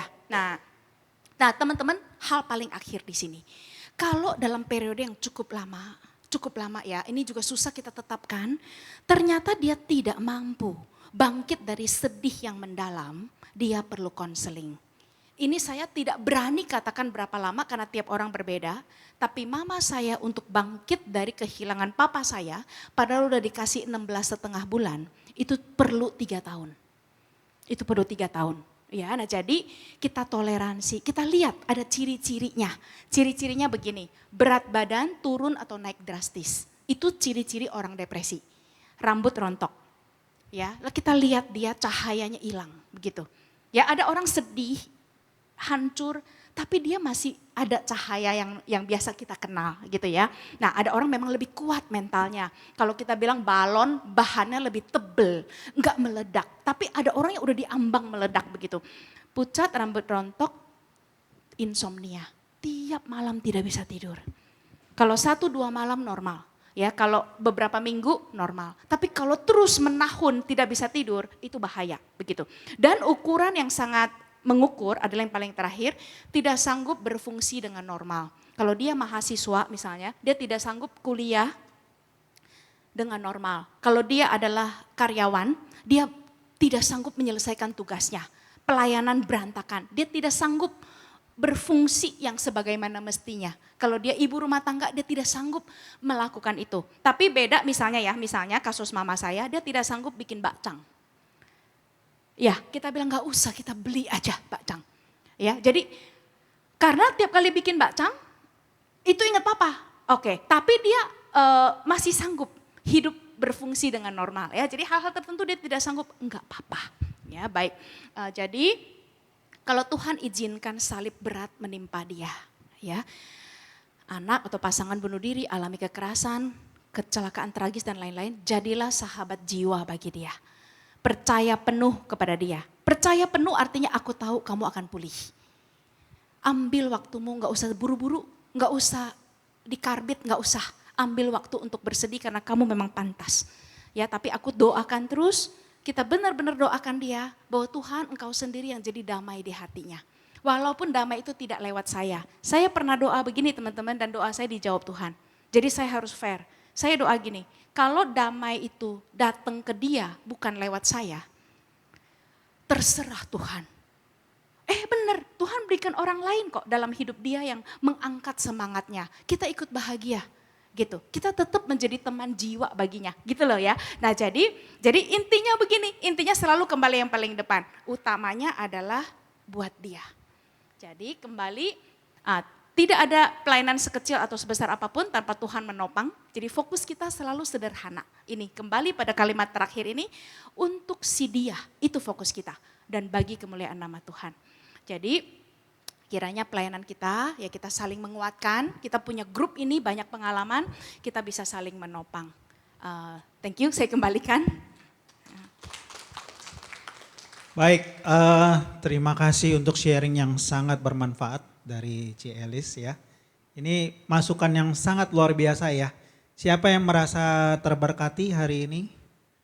Oke, kita beri aplaus buat Ci Elis, terima kasih banyak. Oke, karena waktu yang sangat terbatas ya, agendanya masih lumayan. Langsung aja kita ke slide yang apa yang kita sudah kerjakan ya dalam hampir setahun ini ya. Silakan. Oh, apa saya pegang itunya aja, Pak Hendro? Ini ya. Gimana pakainya? Oke. Ya dari kita lihat bersama ya dari tanggal 30 Januari mungkin ada beberapa yang yang saya agak miss. Jadi 30 Januari itu kita melayani keluarga dari almarhum Hauli ya, suami dari Civivi Kusuma. Lalu tanggal 15 Maret ada adik dari Bapak Fungki. 10 April almarhum Kamaludin, kakak dari Ibu Seniwati. Ya. Lalu Ibu Sukmawati ya 11 April, terus almarhum Mawarni, lalu Gokeng Hong ya ayah dari Stephen Valentino. Lalu almarhum Jonathan ya ini suami dari saudari Yemima atau iparnya Pak Menason atau Pak Nathan. Lalu Bapak Chen Chien Chong, jemaat KU1 ya, papanya Francisca dari Amerika ya. Ini juga jemaat yang sudah lama tidak hadir, terus beliau meninggal, lalu kita layani ya. Dan ini keluarga dari Francisca, ini juga merasa terberkati dengan pelayanan kita ya. Lalu lanjut lagi, almarhum Sri Herawati, mama dari Heru, Ibu Variani, lalu almarhum Pan Sujung. Kita lanjut lagi 18 Agustus itu ada Li Van Chow, almarhum Mah ya. Terus 31 Agustus almarhum Bapak Budiman Handaya, Engkung Sen ya, papa dari saudari Jenny Octavia ya. Terus 18 September Julinda, almarhumah Julinda ya, mama dari Ibu Esther sama Pak Daud ya. Oke, lalu lanjut almarhumah Ibu Amoy ya, lalu almarhum ini dari mama mertua Bapak Sailan Tamsir, lalu Chong Hian Fui, lalu almarhum Andi Sutandi ya, GMI Muan Medan. Lalu ada almarhum Bujung Juliani, suami dari Ibu Miyung, Jemaat GMI Aceh. Lalu yang terakhir yang sedang berjalan almarhumah si Iklan ya, umur 96 tahun. Berikut kita lihat di layar ya, ini 30 Januari almarhum Hauli, lalu lanjut ke 10 terus 11 April,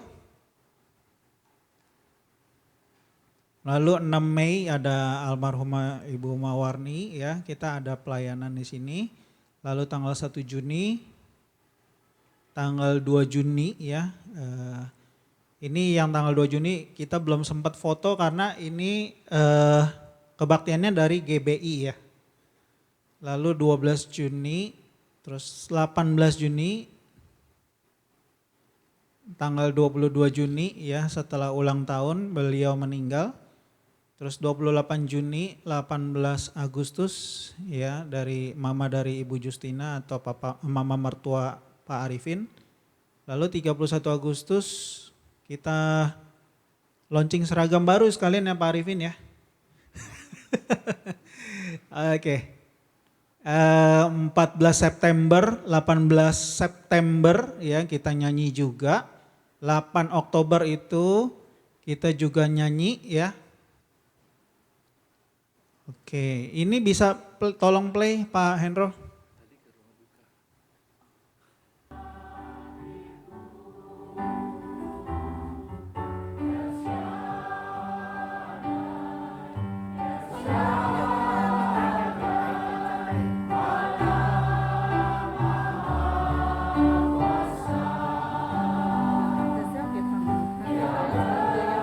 Oke, cukup Pak, thank you. Kita lanjut lagi.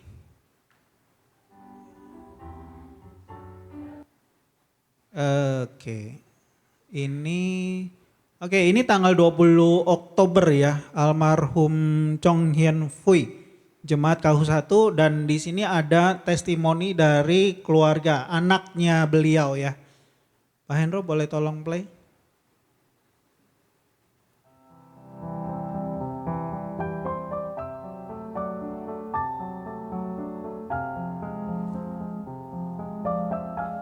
Salam semua jemaat Metodis Immanuel. Saya Feti, putri almarhum Bapak Chang Sien Hui, mengucapkan banyak-banyak terima kasih.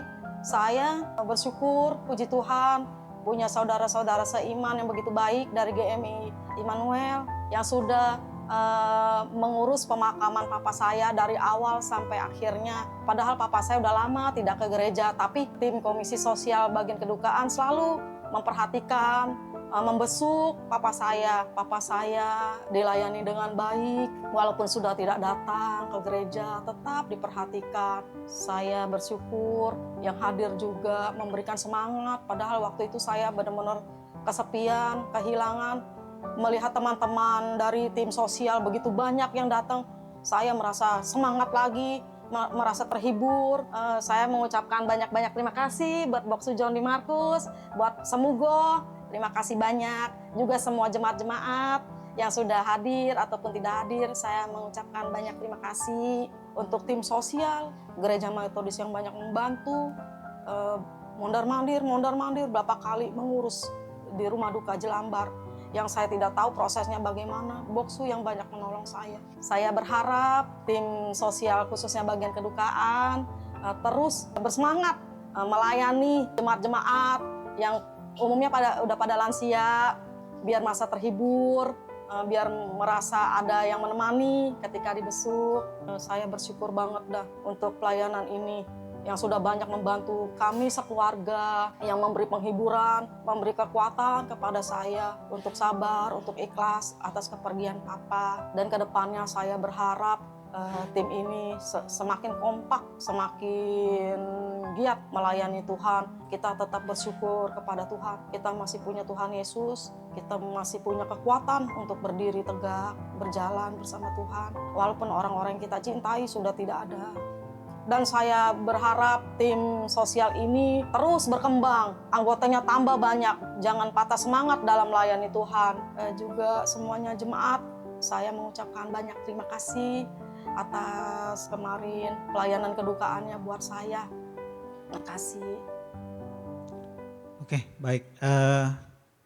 Ini sedikit testimoni yang sangat kita apresiasi ya, bahwa tim kedukaan GMI Immanuel ini sangat membantu setiap keluarga yang sedang berduka ya. Bapak Ibu, untuk mungkin dari sekitar kita ya GMI Immanuel yang bisa kita ajak untuk bergabung, ayo kita undang ya. Bapak Ibu juga turut serta andil untuk mengundang mereka, jadi tim kita bisa lebih luas, lebih banyak lagi.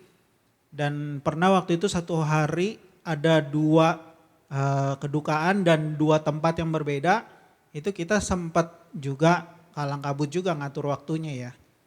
Ya jadi Bapak Ibu ajak aja teman-temannya ya di komisi live juga mungkin pas lagi ini, ayo ajak ya siapa yang terbeban untuk melayani tim kedukaan. Selanjutnya, oke, ini kita lanjut, kita cepat aja. Di bulan November dan Desember, ya November itu ada almarhum Andi Sutandi umur 38 tahun, ya karena serangan stroke ya. Lalu almarhum Bujung Juliani, ini GMI Aceh. Lalu almarhumah si Iklan, umur 96 tahun. Nah, kita bisa lihat ini testimoni dari Ibu Miyung, almarhum istri almarhum Bujung Juliani. Saya Miyung, jemaat dari GMI Banda Aceh. Untuk saat ini saya bersyukur saat suami saya mengalami kemalangan meninggal di Jakarta. Oleh karena kemurahan Tuhan, saya dipertemukan dengan tim dari Diakonia GMI Jemaat Immanuel. Dan saya sungguh bersyukur melihat pekerjaan mereka dari hari pertama, kedua sampai kremasi, merupakan satu kerja tim yang bagi saya sungguh memberkati saya. Karena di saat saya sendiri di Jakarta, saya bertemu dengan tim Diakonia Jemaat Immanuel yang cukup memberi saya satu tempat sandaran lah, karena jujur saya nggak kenal banyak orang, tapi tim Diakonia ini memprepare semua dari Boksu Joshua, Boksu John Lee dan timnya, dan saya berharap untuk ke depan tim Diakonia semakin terus bekerja dengan luar biasa, bukan hanya dalam lingkup GMI tapi lingkup di luarnya, bertemu dengan anak Tuhan yang mereka butuh bantuan, dan Ciayo Diakonia, kalian sangat memberkati kami keluarga dari Bujung Juliani. Terima kasih, kiranya Tuhan memberkati dan Tuhan memperluas pelayanannya, dan terima kasih buat GMI Jemaat Immanuel. Terima kasih. Oke, berikutnya. Baik, ini saya mengulang ya karena ada beberapa anggota yang baru ya yang baru bergabung, ya mohon jadi perhatiannya juga. Ini kita bahas tentang tips etiket tata cara berpakaian ya. Berbusana itu yang sesuai ya, gunakan busana sederhana ya, pilihlah pakaian yang sopan dan tertutup. Nah, kadang-kadang kita secara nggak sengaja mengekspos apa yang kita punya. Ya, Bapak Ibu bisa melihat, ini agak ketutup ya. Itu berliannya, emasnya berapa kilo saya nggak tahu ya, banyak banget ya. Nah, ini perhiasan aksesoris berlebihan sebaiknya dihindari. Ya, maksimum berapa sih kalau misalkan pakai aksesoris? Maksimum 7. Ya, kalau udah lebih dari 10 itu toko ya. Oke, saya cepat aja. Ya ini dihindari. Seksi dan merah men. Wah ya, jangan berpakaian seksi. Memang sih rumah duka ada beberapa ruangan yang agak panas. Cuman ya jangan begini-begini amat gitu ya. Menyala, waduh. Ya. Nah, terlalu funky juga nggak boleh nih ya. Jadi pakai celana pendek, sandal jepit. Sandal jepit saya mahal loh, nilainya 2 juta. Bodoh amat, sandal jepit tetap. Ya, kita tertutup lah, pakai alas tertutup yang sopan. Ya, celana pendek dan santai. Nah, sandal jepit tuh, merek apa yang paling mahal sandal jepit? Apa? Swallow. Oh iya, bisa terbang tuh ya. Oke, sekilas saja. Nah, kayak begini, ini yang sangat dianjurkan ya.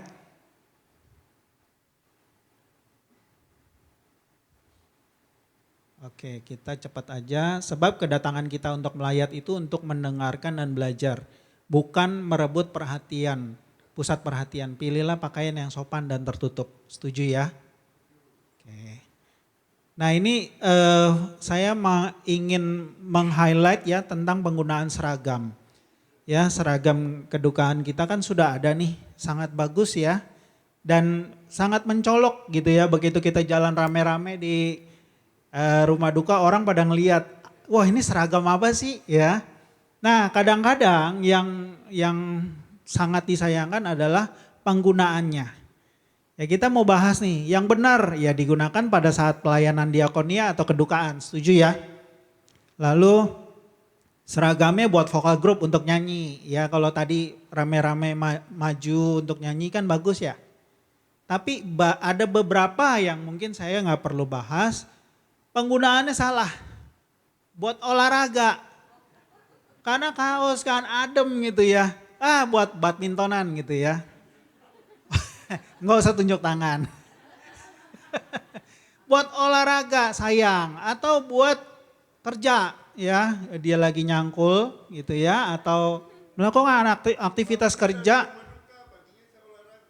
Oke, ya. Oke, ya. Terus sama ini nih, hati-hati ya. Jangan terlibat tentang sumbangan. Ya. Sumbangan atau minta pinjaman itu hindari ya, apalagi pakai seragam begini. Apalagi salah ruangan. Ya, coba diperhatikan itu sudah dipin di grup kedukaan, dipin alamatnya yang jelas. Misalkan lantai 2, 210, jangan kita ke lantai 5, 10. Ya, itu sangat dihindari, apalagi sudah menggunakan seragam GMI Immanuel. Kita mewakili gereja. Ya, kita bukan mewakili diri kita sendiri. Saya kan gak ngelihat seragamnya ada tulisan GMI. Iya, kita gak ngelihat, orang lain ngelihat depan belakang. Kopen boleh tolong kok berdiri sebentar. Di belakangnya ada tulisan GMI, itu diakonia. Depannya juga ada diakonia. Kebayang gak kalau kita salah ruangan? Thank you Kopen. Kebayang gak? Gimana? Orang akan bilang, wah itu GMI Immanuel tuh. Orangnya tuh, wah sembarangan. Ya, orangnya tuh, wah ini makannya terlalu jago. Wah. Kita bahas lagi nih ya, ini sekilas ya. Tips etika pelayanan, perhatikan kebersihan tubuh. Yuk kita lihat ya.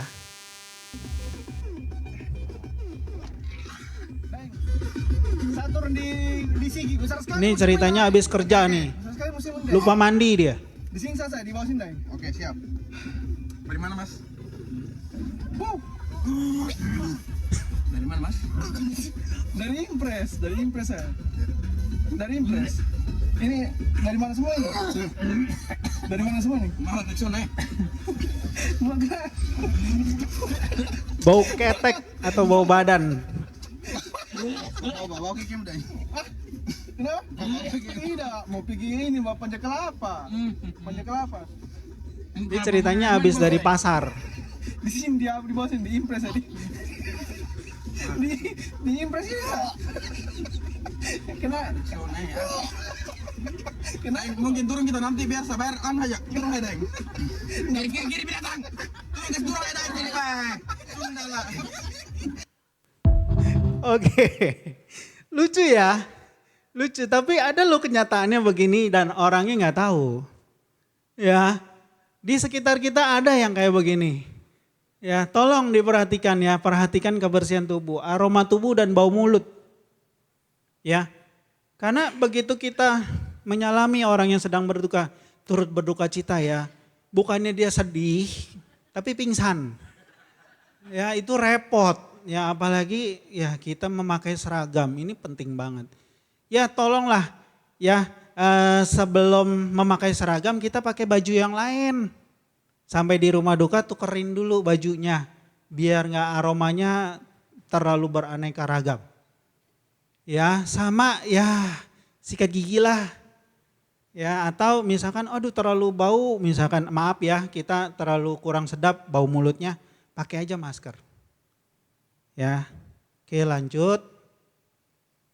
Ya ini tips etika ke rumah duka, tiba di rumah duka, ucapkan bela sungkawa ya.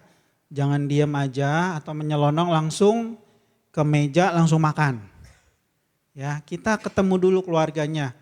Ya ciri-cirinya sih kita bisa lihat bajunya putih atau bajunya hitam yang seragam gitu ya.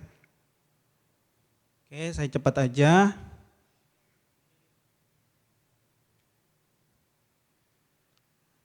Ya kedatangan kita itu tidak memberatkan keluarga. Kalau misalkan tamunya ramai kayak begini, ya kita bisa standby di luar. Biar pihak keluarga yang di dalam. Ya kita mengalah gitu ya. Jangan kita tetap bertahan di dalam gitu ya. Oh apalagi paling depan gitu ya. Nah, on time ya. Oke, ini saya nggak terlalu bahas banyak, ini cuma ngingetin aja. Ketawa, cekikikan gitu kan, karena seru ada di grupnya kita sendiri. Wah bercanda sana sini, lupa, oh kita lagi di rumah duka. Ya, kita ketawa kenceng banget gitu ya, wah akhirnya keluarga yang berduka agak ilfeel dengan keberadaan kita. Seharusnya kita yang berpartisipasi untuk menguatkan mereka. Ya.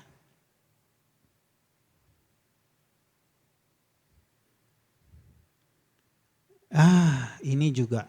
Saya nggak bosan-bosan ngingetin. Di rumah duka, please, ya, diharapkan makan secukupnya dan nggak perlu kekenyangan. Apalagi bawa pulang. Ya, kecuali disodorin yang dipaksa sama si keluarga. Kamu bawa pulang aja ini nggak ada yang makan di sini, kita udah pesen banyak ribuan misalkan. Itu bawa pulang. Cuma ya jangan sampai bertumpuk-tumpuk. Ya hati-hati di sini etika kita sebagai tim kedukaan dilihat sama keluarga. Ya, cukup satu aja. Ya, kalau misalkan kita dianjurkan bawa pulang makanan. Kalau mau pulang juga ucapkan sekali lagi turut berbelasungkawa, turut berduka cita, kiranya Tuhan menghibur, memberikan kekuatan ya. Jangan langsung pulang. Ya, ini. Oke, sekali lagi Pengkhotbah 7 ayat 2 ya. Pergi ke rumah duka lebih baik daripada ke rumah pesta. Karena di rumah dukalah kesudahan setiap manusia. Hendaknya orang yang hidup memperhatikannya. Baik Bapak Ibu, demikian untuk presentasi materi gathering kita. Di sini saya juga mau open tanya jawab ya. Mungkin dari materinya Bu Elis ya, Ci Elis. Ada nggak Bapak Ibu yang mau tanya? Silakan. Saya kasih waktu, mungkin materinya juga boleh di back ke materinya Ci Elis. Atau tentang gathering yang saya paparkan ini. Ada nggak? Oke, oh satu lagi. Absen ini tolong diisi boleh. Ini buat data tim kedukaan. Kalau misalkan Bapak Ibu lupa isi, tanda tangan aja. Ini cukup tanda tangan saya udah buat di sini. Mungkin ada yang di luar dari list ini bisa dibuat baru, ya bisa ditulis tangan. Ya minta tolong.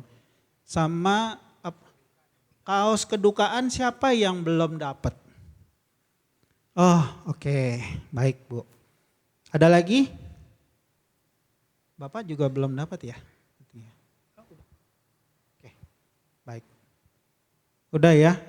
Ada yang sudah robek-robek mungkin? Warnanya jadi putih. Bagus dong. Oke ya. Ada yang mau tanya mungkin untuk materi yang kita bagikan hari ini? Ya, kita berdoa semoga jemaat-jemaat kita panjang umur ya, sehat-sehat selalu ya. Jadi tim kedukaan untuk akhir tahun ini nggak ada tugas gitu ya, karena menjelang Natal banyak kerjaan.